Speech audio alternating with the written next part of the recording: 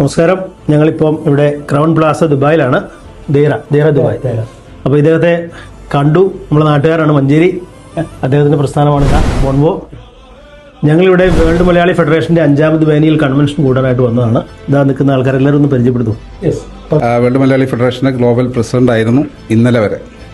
ഇന്നു മുതൽ അതിൻ്റെ ഡയറക്ടർ ബോർഡ് മെമ്പറാണ്. തീർച്ചയായിട്ടും 2 ദിവസം മുന്നെയാണ് ജാഫറായിട്ട് കാണാനിട വന്നത്.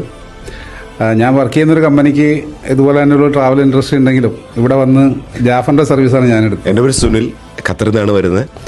ഞാൻ ഖത്തറിലൊരു അലസ്മാക് റിയൽ എസ്റ്റേറ്റ് എന്ന് പറഞ്ഞ കമ്പനിയിൽ വർക്ക് ചെയ്യാണ്. WMF ജോയിൻ ചെയ്ത് 2016 തൊട്ടുണ്ട്.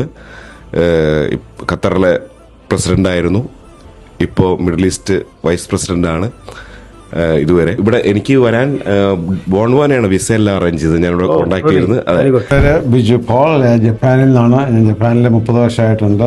WMF ജപ്പാനിലെ കോർഡിനേറ്ററാണ്. സ്റ്റാർട്ടിങ് മുതൽ അവിടെ ഉണ്ട്.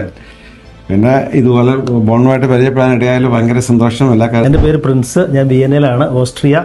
ശരിക്കും നമ്മൾ കരുവാരുകൊണ്ടുകാരാണ്, മലപ്പുറം.